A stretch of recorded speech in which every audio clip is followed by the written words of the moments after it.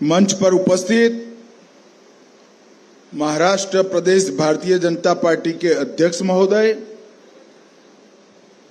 महाराष्ट्र के यशस्वी और लोकप्रिय मुख्यमंत्री श्रीमान देवेंद्र फडणवीस जी, मंच पर बैठे हुए महाराष्ट्र और मुंबई भारतीय जनता पार्टी के पूर्व अध्यक्ष, राज्य सरकार के वरिष्ठ मंत्रीगण, उपस्थित सभी प्रमुख कार्यकर्ता, आप सभी को मनपूर्वक मैं प्रणाम करना चाहता हूं। जब मैं यहां आया हूं और ऐसे शुभ मौके पर आया हूं, तब छत्रपति शिवाजी महाराज और पुण्य श्लोक अहिल्याबाई की स्मृति को भी प्रणाम कर मेरी बात की शुरुआत करना चाहता हूं। मित्रों, आज हम सभी भारतीय जनता पार्टी के कार्यकर्ताओं के लिए और विशेषकर महाराष्ट्र भारतीय जनता पार्टी के कार्यकर्ताओं के लिए बड़ा शुभ दिन है, क्योंकि आज महाराष्ट्र प्रदेश भाजपा अपने नए कार्यालय का भूमि पूजन कर इतिहास में एक नई शुरुआत करने जा रहा है। जब से हमारी पार्टी की स्थापना हुई, तब से 1950 से लेकर 2025 तक भारतीय जनता पार्टी के हर छोटे मोटे कार्यकर्ता से लेकर बड़े से बड़े नेता तक हम सबको मालूम है कि कार्यालय हम सबके लिए मंदिर होता है, और कार्यालय में ही हमारे काम का आलय होता है। कार्यालय में ही हमारे पार्टी के सिद्धांत संरक्षित और संवर्धित होते हैं। कार्यालय में ही एक शुभेच्छक को कार्यकर्ता बनने की कॉलेज चलती है। कार्यालय में ही हमारे कार्यकर्ता का प्रैक्टिकल प्रशिक्षण होता है। बाकी सारे पार्टियों के लिए कार्यालय एक ऑफिस हो सकता है, परंतु भारतीय जनता पार्टी के कार्यकर्ताओं के लिए कार्यालय मंदिर से जरा भी कम नहीं। हमने हमेशा, जब से जनसंघ की स्थापना हुई तब से लेकर आज तक, संगठन के आधार पर राजनीतिक पार्टी चलाने के विचार को स्वीकार किया। हमने हमेशा सिद्धांत के आधार पर हमारी नीतियों को गढ़ा है, और हमने हमेशा भारत और भारत के लोगों के हित के लिए कड़े से कड़े संघर्ष भी किए। ये तीनों उद्देश्य परिपूर्ति जहां पर होती है, उसका नाम है भारतीय जनता पार्टी का कार्यालय। और मैं प्रदेश अध्यक्ष जी देवेंद्र जी, सभी पूर्व अध्यक्ष और महाराष्ट्र भर के सभी कार्यकर्ताओं को मनपूर्वक साधुवाद देना चाहता हूं, क्योंकि अब महाराष्ट्र में बीजेपी पार्टी, भाजपा, ये किसी बैसाखी के आधार पर नहीं चलती, अपने बूते पर खड़ी। भारत की राजनीति में जिस तरह से भारतीय जनता पार्टी का अस्तित्व और भारतीय जनता पार्टी के सिद्धांत एक अमिट स्थान रखते हैं, उसी तरह से अब महाराष्ट्र में भी भारतीय जनता पार्टी महाराष्ट्र के राजनीतिक क्षेत्र के एक मजबूत हस्ताक्षर है, इसमें कोई ना नहीं बोल सकता। और ऐसी पार्टी के प्रदेश कार्यालय का निर्माण लगभग मैं तो बिल्डिंग देखकर अध्यक्ष जी को अभिनंदन देना चाहता हूं।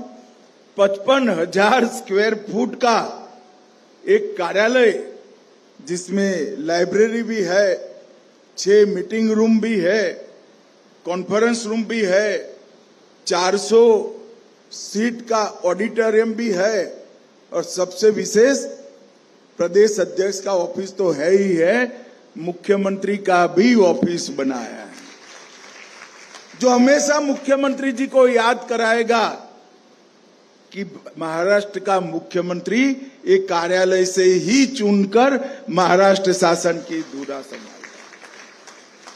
Multi level basement parking, medical centre, reception, waiting lounge और मेरे जैसे कार्यकर्ताओं के रहने के लिए मैंने देवेंद्र जी को कहा है 3-4 कमरे भी जरूर बनाना भैया, जिससे हमारे कार्यकर्ता कार्यालय में रह पाए।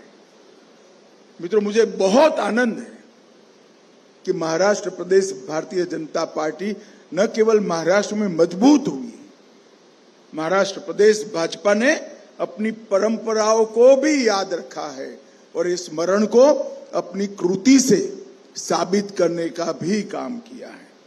यही भूमि है जब जनसंघ के जनता पार्टी के विलय के बाद भारतीय जनता पार्टी बनी 1980 में, तब अटल जी ने कहा था अंधेरा छटेगा, कमल खिलेगा। और मित्रों, आज देखिए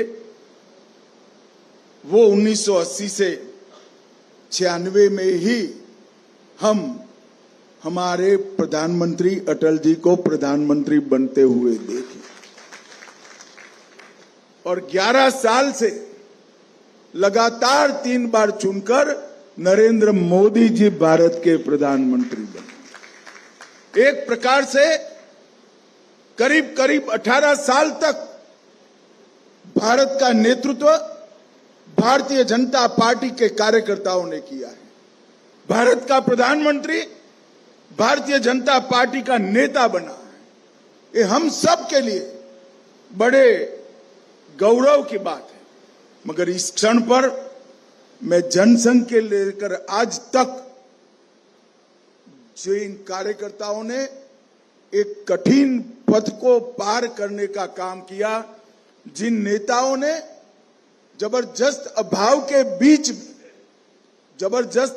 के बीच में काम कर कर पार्टी की मजबूत नींव डालने का काम किया, पार्टी के विचारों के वटवृक्ष के बीज को बोने का काम किया और बीज से लेकर वटवृक्ष तक वो पौधा खड़ा हो जाए, बड़ा वटवृक्ष बने, तब तक अपने पसीने से सींचने का काम किया। वो सभी कार्यकर्ता नेताओं को हम सब की ओर से मैं मनपूर्वक प्रणाम करना चाहता हूं। मित्रों, भारतीय जनता पार्टी, मुझे भी पार्टी का अध्यक्ष बनने का मौका मिला है। आज मीडिया के लोग यहां बैठे हैं, मैं उनको बताना चाहता हूं कि भारत में एकमात्र राजनीतिक दल ऐसा है जिसका नाम भारतीय जनता पार्टी है, जहां बूथ का अध्यक्ष पार्टी का राष्ट्रीय अध्यक्ष बन सकता है और मैं उसका उदाहरण हूं।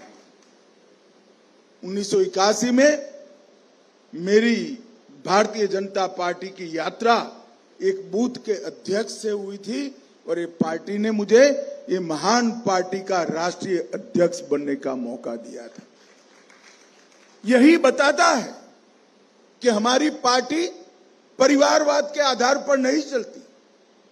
हमारी पार्टी लोकतांत्रिक मूल्यों के आधार पर जो परिश्रम करता है, पार्टी के सिद्धांतों पर आगे बढ़ता है, जिसके अंदर परफॉर्मेंस करने की ताकत है, वो ही इस पार्टी में बड़ा नेता बन सकता है मित्रों।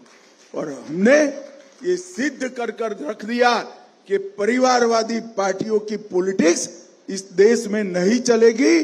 पॉलिटिक्स ऑफ परफॉर्मेंस ही देश का नेतृत्व आगे संभालेंगे और मोदी जी इसका उत्कृष्ट उदाहरण है। एक गरीब चाय वाले के घर में पैदा हुआ गरीब बालक अपने त्याग, समर्पण, सेवा और देशभक्ति के आधार पर इस देश का प्रधानमंत्री बनता है और 3-3 बार प्रधानमंत्री बनने का सौभाग्य मिलता है। यही बताता है कि लोकतांत्रिक पार्टी में हमारा विश्वास कितना दृढ़ है।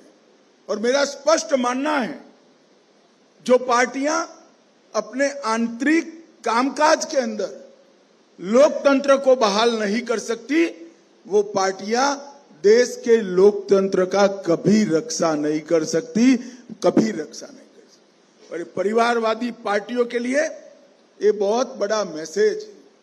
मित्रों, आज महाराष्ट्र भारतीय जनता पार्टी अपने नूतन कार्यालय का भूमि पूजन कर रही, उस वक्त जो बचा कुछा काम बाकी है जिला मुख्यालयों का, मेरा अध्यक्ष जी और देवेंद्र जी से अनुरोध है कि 2026 दिसंबर तय कर लो, महाराष्ट्र के 100% जिलों में भारतीय जनता पार्टी का कार्यालय बनाना चाहिए।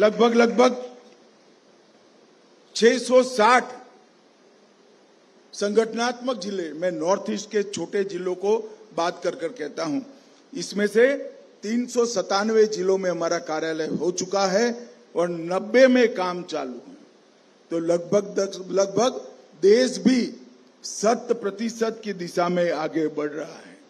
मित्रों, यही पार्टी श्यामा प्रसाद मुखर्जी, दीनदयाल उपाध्याय जी और अनेक ऐसे बड़े वरिष्ठ नेता, जिन्होंने जीवन का क्षण क्षण और शरीर का कण कण पार्टी के सिद्धांत और भारत माता की सेवाओं में लगाया, इन्हीं के पुण्य का फल है कि आज पंचायत से लेकर पार्लियामेंट तक भारतीय जनता पार्टी पूरे देश में फैली। देवेंद्र जी ने 2015 के चुनाव की याद दिलाई। मैं पार्टी का अध्यक्ष बना था और चुनाव आया था। हमने सम्मान पूर्वक समझौते की बात करी, मगर हुआ नहीं, समझौता टूटा। हम बहुत लंबे समय के बाद स्वतंत्र रूप से लड़े और महाराष्ट्र को पहला भारतीय जनता पार्टी का मुख्यमंत्री मिला। और फिर लगातार 3 बार हम देवेंद्र जी के नेतृत्व में एनडीए महाराष्ट्र के अंदर विजयी हुआ है। और देवेंद्र जी आज फिर से एक बार मुख्यमंत्री बनकर हमारे सामने। मित्रों, महाराष्ट्र में भी डबल इंजन सरकार हो गई है। आप सभी को उससे संतोष होगा, मगर मुझे इससे संतोष नहीं है। डबल इंजन सरकार नहीं चाहिए, ट्रिपल इंजन सरकार चाहिए। तहसील पंचायत, जिला पंचायत, म्युनिसिपैलिटी और म्युनिसिपल कॉरपोरेशन मैं भारतीय जनता पार्टी के कार्यकर्ताओं का आह्वान करना चाहता हूं कि इतने दमखम के साथ लड़िए कि विरोधियों का सुपड़ा साफ हो, दूरबीन लेकर कहीं पर वो दिखाई न पड़े।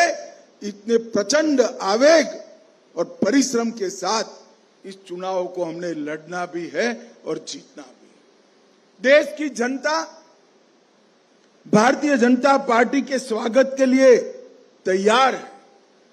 यही बताता है, यही महाराष्ट्र में हम 2014 में 4थे नंबर की पार्टी हुआ करते थे और आज महाराष्ट्र में हम पहले नंबर की पार्टी बनकर हो गए। और ये स्थिति देश भर की, क्योंकि हम जब सत्ता में आए, पूर्ण बहुमत के साथ हमारी सरकार बनी। पंडित दीनदयाल उपाध्याय जी के अंत्योदय के सिद्धांत को हमने जमीन पर उतारा। हमने इस देश के 60 करोड़ गरीबों के लिए घर में बिजली, गैस का सिलेंडर, शौचालय, पीने का पानी, प्रति व्यक्ति 5 किलो मुफ्त अनाज, हर व्यक्ति को 5 लाख तक की मेडिकल की सुविधाएं, न जाने कितने उपहार देकर गरीबों का जीवन हमने दुष्कर था उसको सुलभ बनाने का काम किया है। देश का अर्थतंत्र 11वें नंबर था, हम 4थे नंबर पर लेकर आए, देश को समृद्ध किया है। और मित्रों, देश को सुरक्षित करने का काम भी भारतीय जनता पार्टी के नेता नरेंद्र मोदी के नेतृत्व में। देश पर जितने भी बड़े आतंकवादी हमले हुए, करने वाले और कराने वाले दोनों को दंडित करने का काम भारत के सीमा की सुरक्षा करने वाले जवानों ने किया। और इसका बहुत रिसेंट नजदीक के भूतकाल का उदाहरण है ऑपरेशन सिंदूर। पहलगांव में हमारे निर्दोष यात्रियों को धर्म पूछकर मारा था। हमने धर्म पूछे बगैर जहां वो छिपे थे वहां जाकर पाकिस्तान के घर में घुसकर सफाया किया। और ऑपरेशन महादेव ने वो कांड करने वालों को भी उनकी गति की ओर आगे बढ़ाया। करने वाले भी गए, कराने वाले भी गए और पूरी दुनिया में एक संदेश गया कि भारत की सीमा और सेना इसके साथ छेड़खानी नहीं करते वरना नतीजे भुगतने पड़ते।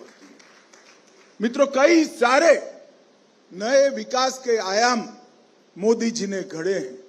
मैं तो आश्चर्यचकित हूं। आज ही हमारी दरियाई व्यापार की पूरे दुनिया भर के सभी सेक्टर की एक बहुत बड़ी समिट की शुरुआत हुई।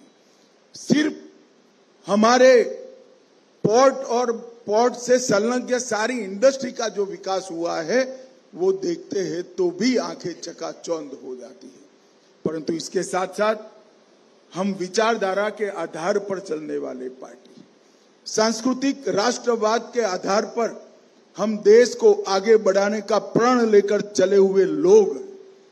हमारे कई वादे 1950 से थे। हम 1950 से मानते थे कि अयोध्या में जहां राम भगवान का जन्म हुआ था वहां भव्य राम मंदिर बनना चाहिए। और मित्रों, वो काम भी नरेंद्र मोदी सरकार ने 2019 में पूरा किया। हम मानते थे कि धारा 370 देश की एकता और अखंडता के खिलाफ एक चैलेंज है। आतंकवादियों का वैचारिक पोषण करने के लिए ही धारा 370 हमेशा प्रेरित रहती है। वो धारा 370 को भी खत्म कर दिया। मित्रों, सीए भी लाए, ट्रिपल तलाक भी समाप्त हो गया और कुछ राज्यों ने कॉमन सिविल कोड की शुरुआत भी कर रही है। हमारे सारे वैचारिक मुद्दे मोदी जी के नेतृत्व में इस 11 साल में हमें समाप्त करें। अब आगे हमारे सामने लक्ष्य है कि 2047 में एक आत्मनिर्भर और पूर्ण विकसित भारत की रचना करना। ऐसा भारत जो आजादी की जब शताब्दी मनाई जाए तब पूरे विश्व के अंदर हर क्षेत्र में भारत सर्वप्रथम हो, ऐसा भारत का निर्माण करने के लिए आगे बढ़ना है। हमारे पुरखों ने ये पार्टी यहां पर लाकर हमें सौंपी है। हमारी जिम्मेदारी है कि आने वाली पीढ़ियां भी सिद्धांत के आधार पर राजनीति करने वाली हो। इसकी निर्मिति करने की, वो पीढ़ियों की निर्मिति करने की जिम्मेदारी हमारी है। और मैं मानता हूं आज जिस कार्यालय का भूमि पूजन हुआ है वो महाराष्ट्र प्रदेश भारतीय जनता पार्टी का नया कार्यालय आने वाली पीढ़ियों तक, आने वाली कई पीढ़ियों तक देश की आजादी की शताब्दी तक ऐसे ही देव दुर्लभ कार्यकर्ताओं का सृजन करती रहेगी। इसका मुझे विश्वास है। मंच पर बैठे हुए पूरा नेतृत्व और हमारे सामने बैठे हुए प्रतीकात्मक रूप से बैठे हुए लाखों कार्यकर्ताओं के प्रतिनिधि को मन पूर्वक मैं बधाई देता हूं, अभिनंदन देना चाहता हूं और आप सभी को प्रणाम कर मेरी वाणी को